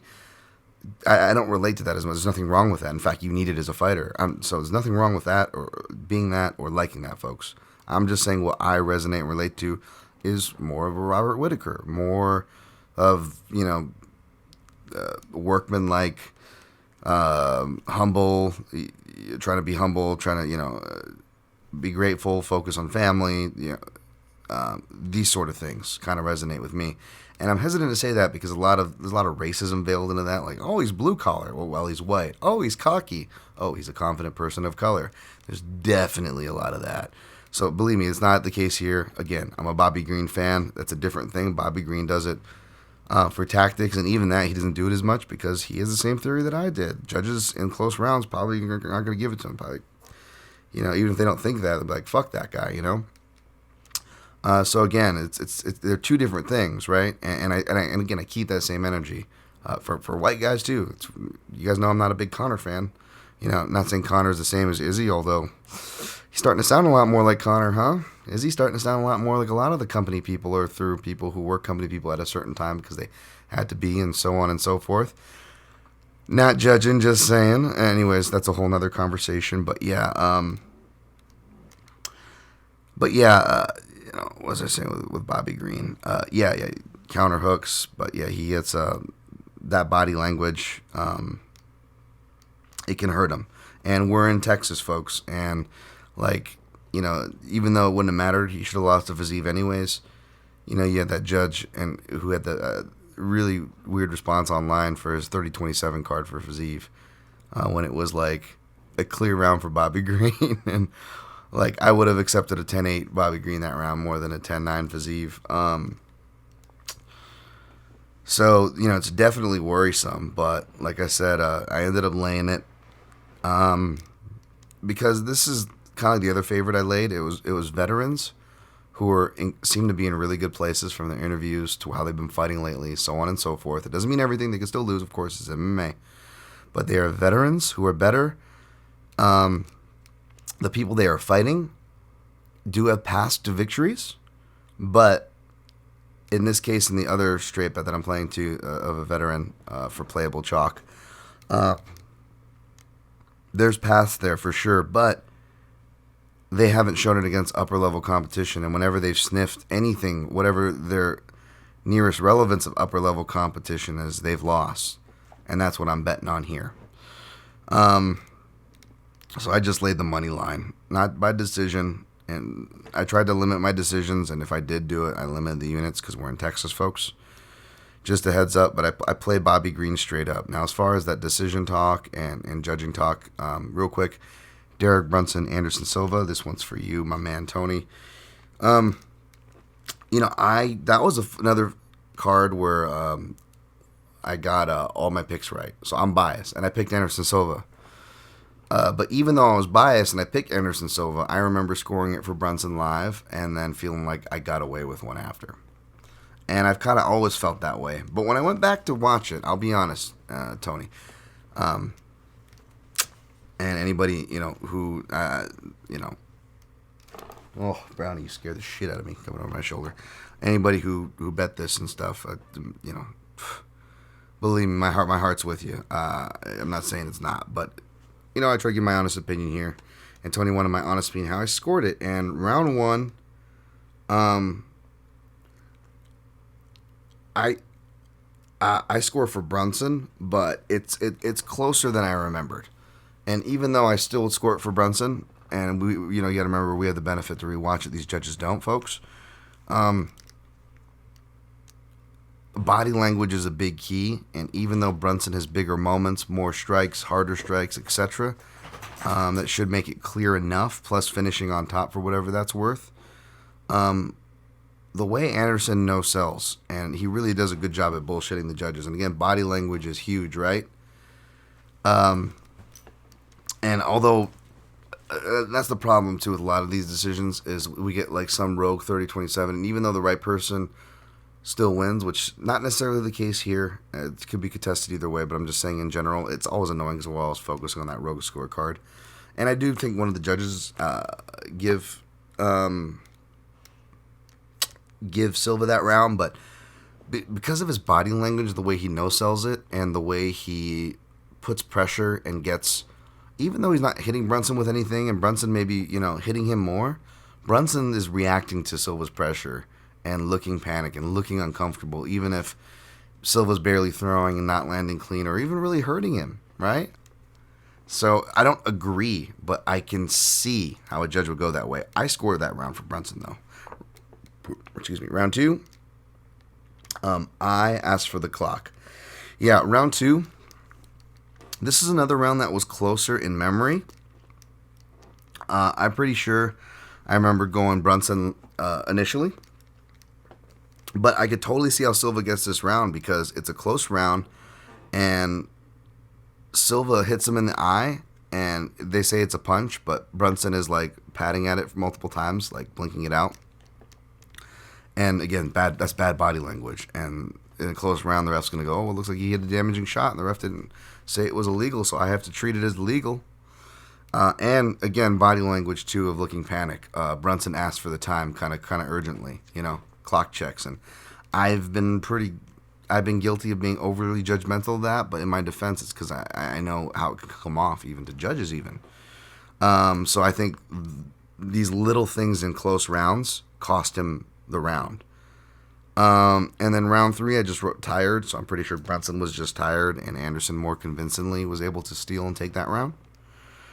So on rewatch, I would probably I actually went on this rewatch.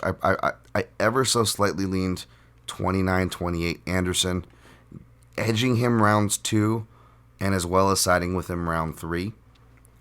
I don't agree with the 30-27, but again, these were closer rounds than I realized on rewatch, and the body language was worse and for Brunson and better for Anderson than I remembered. So there's that. All right, I'll try to get through the rest of these really fast. Anyways, laid the chalk on Bobby Green. We'll see. Andrei Arlovsky, again, same thing, minus 155. Aya Vandera, give me sight beyond sight. Plus 135. It's heavyweight MMA, and it's an old guy, so I could be asking for it, and maybe Arlovsky's chin comes back to haunt him here. But Vandera doesn't have stupid knockout power. He's only credited with one standing KO. The rest were accumulative from what it looks like. I will say Vandera, a much better striker than given credit for. He will jab off hooks. I've seen him check inside leg kicks, which will be huge against Arlovsky. Granted, it was Harry Hunsucker's inside leg kicks, but still, he checked them nonetheless, and he's heavyweight, right? Come on now. He shows a bit of head movement in the open, but he can be jabbed and counter-crossed really easily, which I think is going to be Arlovsky's money for this fight, more than the kicks.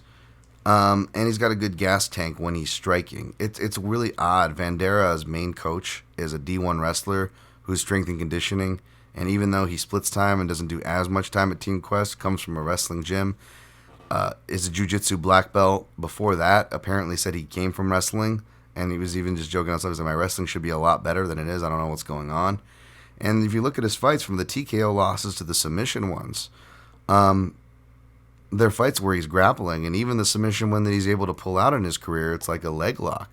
Super low percentage, especially at heavyweight, which also meant that he was either on his back in the first place or was on top and voluntarily gave position in a gamble, right? So I don't know about that. And then you look at Arlovsky open at minus 300. I could see why, and I would never pay for that ticket. But if you're going to bring it all the way down, literally at half price to minus 150, or in one house, I got him for minus 145. Again, minus 150 and lower is playable chalk in my cheap book. So I took a shot on Arlovsky, even though I feel like this one's destined to go to decision, I feel like Arlovsky has just as much of a chance to knock out Vandera as Vandera does him. But traditionally, if no one can do it early, then it's not going to be done at all. Whereas Vandera, I think his best chance of getting a stop would be late if he can get Arlovsky to tire, like last fight. But even last fight, he's still able to survive. Like I wrote this about Arlovsky. Arlovsky gives a lot of cheeky nodders, as Jack Slack would say. Shout to him. A lot of headbutts, and I think I know I was wrong on this last time, but Vandera looks like he's will charge him with his head too, and he cuts a lot. So I think Vandera is going to cut easily, whether it's from legal blows or illegal ones. And Andre will take the time to recover from that because he's a veteran. Anything close to a low blow, Andre always checks with the ref and throws a little he won't contest to the point where he'll get kneed in the face, a la Bisping, Anderson Silva, end of round 3. But he'll acknowledge and engage the ref enough like he's just like a fly fishing reel. He's just whipping it out there real quick to see if anything bites, He's a real fucking veteran. So even if he is getting tired, I think he can survive and or create time to survive and win rounds. We've seen him win the last 2 rounds of fights after having rough starts in this late age of his career. We saw that with the Chase Sherman fight, where he looked actually softer than he did his last time out, but his cardio was better, whereas last time out, he looked more shredded than he has in a while, and he looks great coming into this fight, by the way, folks. But he did slow down in that 3rd round again. Philippe put a lot more meaningful pressure than Sherman and more consistent, even though it wasn't that effective in itself. I'm just saying it was more meaningful and consistent if I had to pick. And my guess why, or guess as to guess as to why. But wow, this podcast is going long. Sorry, but yeah, I think he can get it done here.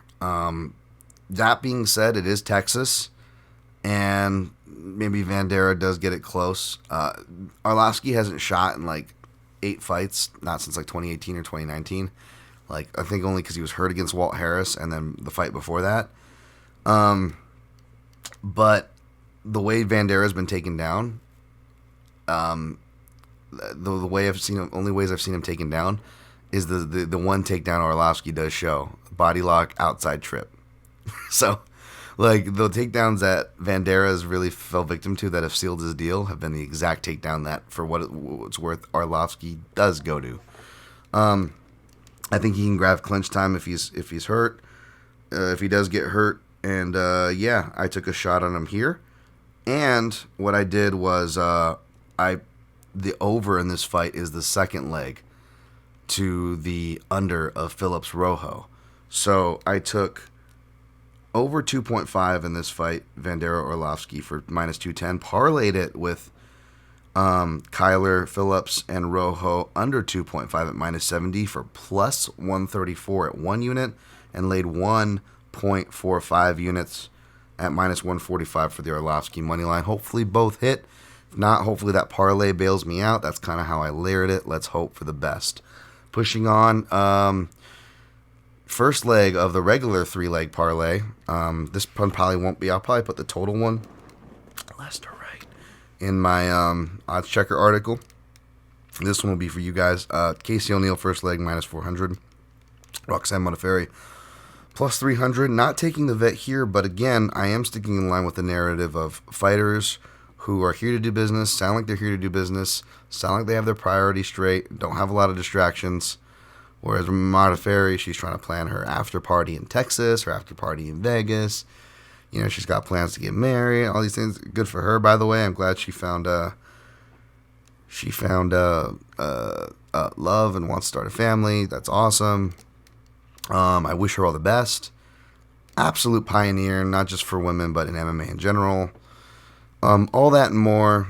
But I'm going with Casey O'Neill here. She's just physical and better at doing what Modafferi wants to do, I believe, at this stage of their careers. And physical girls who could grapple really well from topside and kind of have a sharper sword in that department than Roxanne have still given her trouble, even in her more improved phases of her career. And I feel that beat rolls on with the more athletic younger phenoms that have been rolling her way. I'm picking O'Neill by decision. If I could get it in plus money, I'd play it, but I couldn't in either house, so I left it alone because she could also get a finish. She's aggressive as hell. So it was probably a good thing that I couldn't find it at plus money. You know me, I like to beef up the legs. That was the only reason why I was looking. So I left it as is. This is a 3-leg. I've got bonus things to play in other ones, which I'll give you. As the next leg is Alex Perez -380, Matt Schnell +290. I feel like I've broken this fight down a bunch of times to where I've forgotten the points almost. But basically, I think you can argue that Schnell, you can really pick apart the fights he's won, / really won, / who he's beat, right? You can do that game for sure, no disrespect, but any of the parties involved, but you can definitely do that. Whereas Perez, you can do that a bit of the other way. You know, he's got some stoppage losses, but they were really early in his career when he was just like coaching wrestling and not really taking it too seriously, maybe fighting up divisions. You know, he does have a newborn, but the guy, you know, he's, you know, for the most part, seems like a real game day performer. The Joseph Benavidez TKO loss, you got to remember that he got headbutted twice in that fight. Even Joseph Benavidez acknowledged it. It wasn't a clean win. And I'm a big Joe B fan. You guys know that. I'm a Joe B stan. But Joe himself said it. You can go look in Fight Pass. He says it after, okay? And then Figueiredo's Figueiredo. And that was like, you know, Figueiredo, you know, it was just a weird fight. It got put on semi-short notice, if you remember that. And I picked Perez, but it just was like Figueiredo made like a bunch of wrong decisions and was rewarded for it, kind of a fight on top of being Figueiredo. You know, in other words, he could have won it anyways because he's a legit good fighter, but it was just really one of those annoying athletic cheater kind of fights. Aside from that, the guy's been, you know, undefeated in the UFC. He's a finisher. I see him chopping down with leg kicks, landing the more powerful shots if it does go to decision. But even though Matt Chanel's durability seems to have gotten better, I think that's more of him fighting smarter. And although the big cage will certainly help, I don't think the crowd's even really going to help scorecards of the fight. Otherwise, I don't think they're really going to care once the fight gets going, because whether it's a fast-paced fight or not, Perez is going to have the more fan-friendly style, and the fans will be on Perez's probably side not far from long, or, it won't take long. But also, and I know the irregular heartbeat stuff is not, it depending on when they test you, it could have been an anomaly, like Chanel said, but I don't know, man. I think he's kind of growing out of, and you could say it for Perez because he's a big flyweight too, but he's never shown the same kind of issues of durability and other things like, being pulled off the scale and other things like Chanel. And even if that was an anomaly, I don't know about him making this cut at this point. A lot of the fights too where he didn't get knocked out were up at 135 during the pandemic, so you gotta. I also think that that's part of it. If he's going back down to 125 here,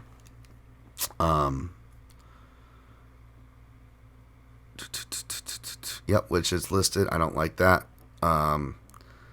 Chanel also, it's bootlick and bootstrap season. And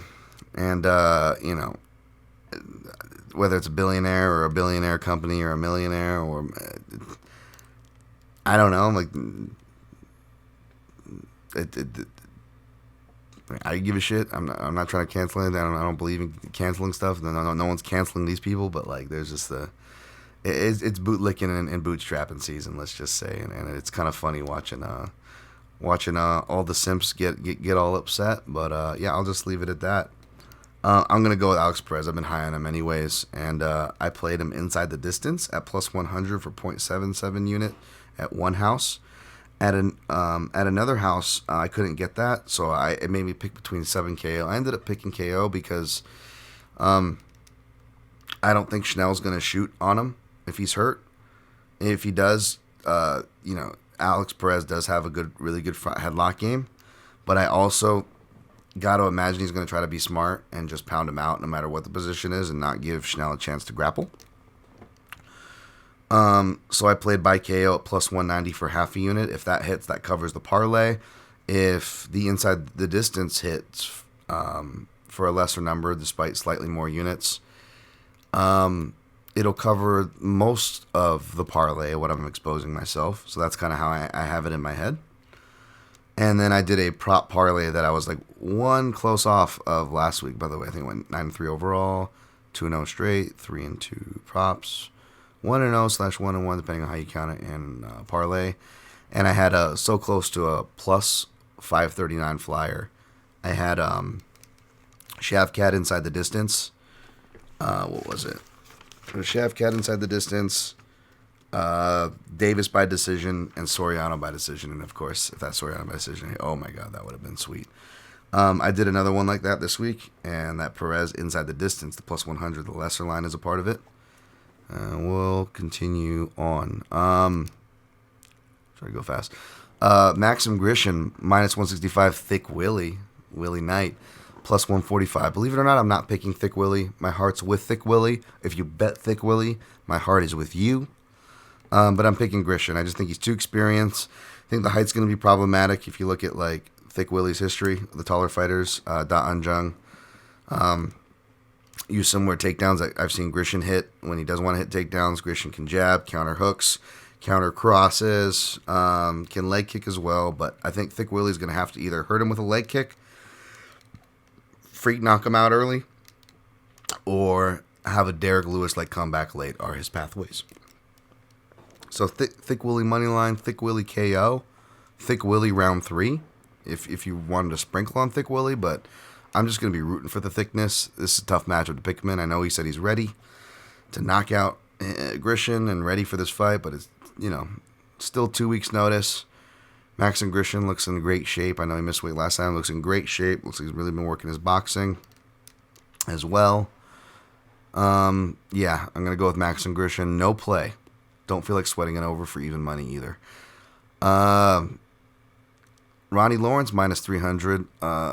Mana Martinez plus 235. Big fan of Mana Martinez and the traditional martial arts background, and the seems like a good local kid. But the pick is Ronnie Lawrence here to get his wrestling and possibly improve striking. It's been a year since we've seen him, and he's been at Sanford MMA this whole time, so he's getting hard sparring in. Even though Ronnie Lawrence is porous defense and Martinez is better striking, Martinez's defense ain't that great either, from leg kicks to otherwise. Leg kicks were wrong, though. He was checking some and missing some, and it still says Guido Canetti land 32 out of 33. I swear, another reason why you can't trust these stats, folks. They'll count checks as landed kicks. They won't count takedowns. They will count takedown attempts that weren't even there. There's so much of that shit, even on every card, folks. Another reason why I hate stats and people hang their hat on them. It's not accurate. They're very loose guidelines at the least. But yes, Mana Martinez still the majority of leg kicks land, which is bad because Ronnie Lawrence is the one strike he's really good at, and then he's going to have the Sanford MMA plus his crazy chain wrestling and grounded pound, his karate distancing to keep him safe. He's a parlay piece here. I parlayed him with O'Neal, Lawrence minus 310, O'Neal minus 400, Perez minus 380 for plus 108 at one unit. And I also took Lawrence by decision. Mana Martinez, he only been submitted once. It was kind of like a freak perfect submission. Lawrence doesn't really look for the subs, and I imagine most of his improvements are in the stand-up where they need to be, where his camp specializes in. I'm pretty sure Martinez, I know he's Texas, but I'm pretty sure he's he's got some Hawaiian in him. So, yeah, I'm going to bank on that chin. And I took Lawrence by decision at plus money, plus 105. I only did 0.33 units, so if it hits, it doesn't buy me out of the parlay. It only covers a third of the parlay. But it was the only bonus that seemed logical, and I didn't want to overlay on decision props because we are in Texas, but I do think that's how he wins. And I parlayed it to Phillips inside the distance, which is minus 150. I think I just put $7, or just $4 or $7, something small, just in order to do the parlay. I wasn't going to lay any real chalk, so I can't even really count that as a real parlay bet individually. Because I'm already overexposed on that. I wasn't going to lay the minus 150, but I'm so picky on my props, man. There wasn't much I liked, and this was the only one that made sense. It's not as good of a number. It's only plus 538 instead of plus 1539 like last week, right? About 1,000 less. But if Perez wins inside the distance, if Lawrence wins by the decision, and Phillips wins inside the distance, I put $17 on at plus 538. So, that'll be another extra hundo. All right, next fight. Anato Moicano minus 160. Alexander Hernandez plus 140. This fight got more interesting the more I researched it. I went back and forth, ended up not playing it. I'm going to stick with my Moicano pick. Not confident enough for chalk. I think Alex Hernandez has some ways to win. He can come out at the gate, and if Moicano is still up in his head, which he looked like he could have been at parts, but his defense, he recovered well against Jai Herbert, got the job done, and sounds much smarter. He's he admitted he's falling over his boxing. He had the wrong mindset, and he's like, I'm good at grappling. Why aren't I using it? And if you ever heard early breakdowns from myself or people that are actually worth a shit, on the broadcast, like Brian Stan back in the day, you would have heard the Moicano's ground game being talked about. You would have seen more flashes of it, and he really did get away from it. So I'm glad he's getting to it. I've interviewed him in person. He's giant. Alex Hernandez, I've not interviewed him in person, but he's not a very big lightweight. Both these guys are former featherweights. And Hernandez he wrestled in high school, but not in college, so he looks like he can obviously capably wrestle. He hasn't added to the brown belt that he came in with the UFC with, but clearly he's got good meld of top grappling, especially, right? Can scramble and wrestle well.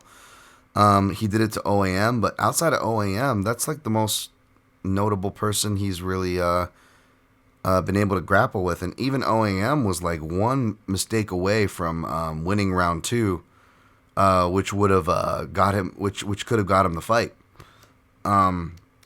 it's really one real mistake in a certain position. I'm a big fan of OAM. Um, Heck, I think he even follows me for betting stuff. But like, he was more of a judo and traditional jiu-jitsu guys where his ranks and black belts were. It wasn't wrestling or Brazilian jiu-jitsu, I don't believe. And OAM's, he can submit from bottom as we saw in Dober. But again, in MMA, that's not that high percentage, no matter who you are. Not a knock on OAM to really be on top. And Hernandez being the better wrestler, him maybe underestimating him, not expecting it. OAM where he was in his career, at that point of his career, especially like, and I picked Alex Hernandez, so I'm not trying to revisit his history on my own correct pick.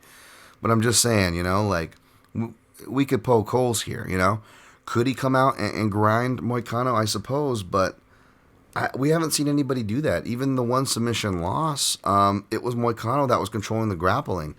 Moicano landed every takedown he shot on Brian Ortega and stuffed every takedown Brian Ortega shot. He was controlling the grappling. Of course, he still lost because, opportunistic elite level black belt like Ortega, perhaps the exception there.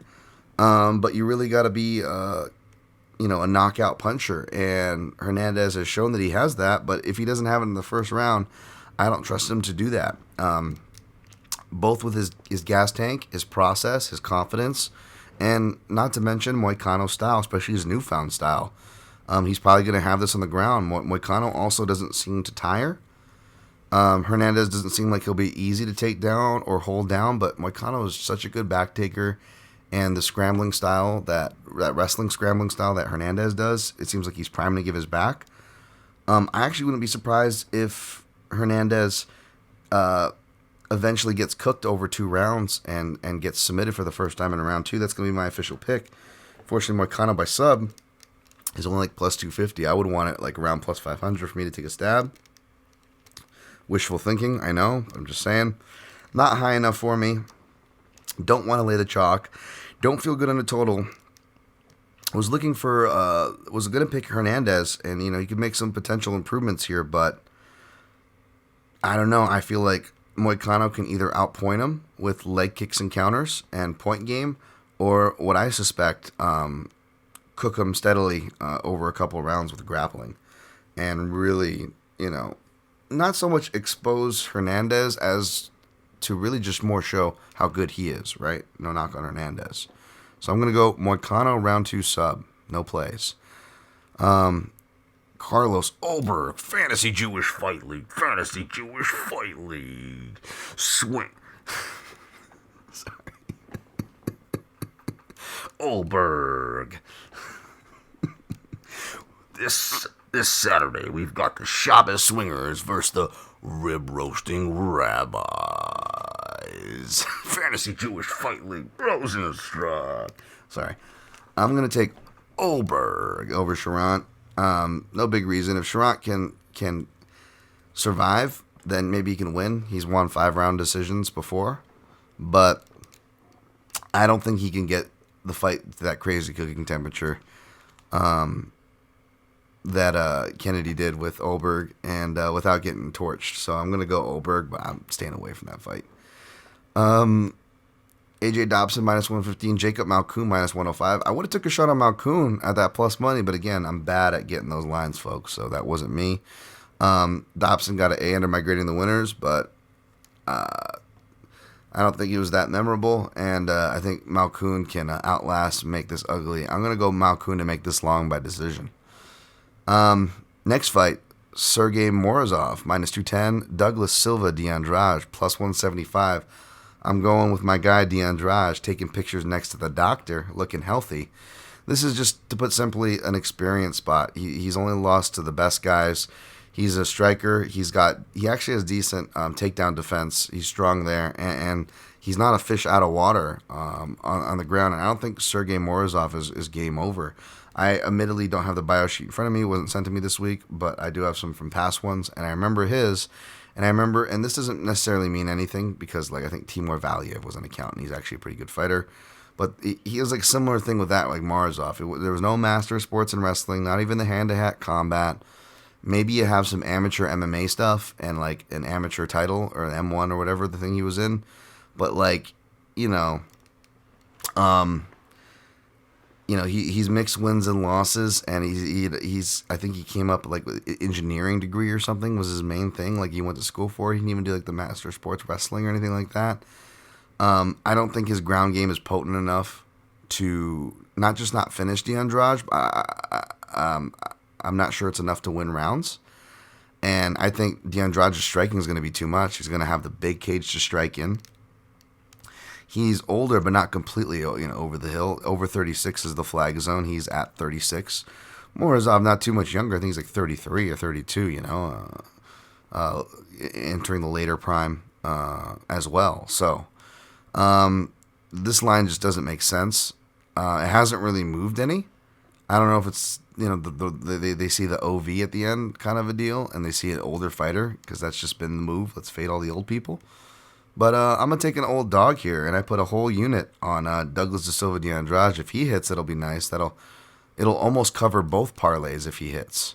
Got him at plus 170 at one house, plus 175 at the other. So yeah, that's the dog that's going to be on the odds checker article. Jeremiah was a bull for Browner, minus 235. Mike Mathena plus 190.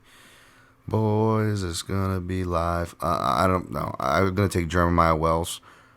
I didn't get time to look into this fight. I bet you there's probably opportunity on Wells, though. If it's just, is he just getting his boy in? But there's not a lot of experience, and I didn't watch what little tape there is out there. So I can't say either way. So I picked Jeremiah Wells and stayed away. Sorry for the long breakdown, folks. Let's see how we did. 151. All right, let's recap, pick some plays, and get the fuck out of here. Taking Whitaker over Adesanya. Taking Tuivasa over Lewis. I know. Taking Cannonier over Brunson. Hearts with Brunson. Taking Phillips over Rowe. Taking Bobby Green, Boys Club mount up over this week on Hack Press. Taking Orlovsky over Ivandera. Give me sight beyond sight. Taking O'Neal over Modafferi. Taking Perez over Schnell. Taking Grisham over Thick Willie. Hearts with Thick Willie and Thick Willie backers. Taking Lawrence over Martinez. Taking Moicano over Hernandez. Taking Olberg over Sharon. Taking Malkoun over Dobson. Taking Andrade over Morozov. Taking Wells over Mathena. Parlayed Lawrence I parlayed Vandera Orlovsky over and Phillips Rojo under for plus 134 at one unit. Parlayed Lawrence, O'Neal, and Perez for plus 108 at one unit. Straight, I took Orlovsky minus 145, 1.45 units. Green minus 140, 1.4 units. And Silva de Andrade plus 170, 1 unit. Maybe tie or Reaper if I'm up, and those lines also inflate. Caveats there. Props, Perez inside the distance, plus 100.77 by KO, plus 190 in another house at 0.5 units. Lawrence by decision, plus 105.33 units. Phillips inside the distance, only added that for the parlay of Lawrence and Perez inside the distance for plus 538 at 0.17 units. And that will be the plays for UFC 271. Good luck on your picks and plays. Take care of your loved ones. Look out for one another. And always protect your neck.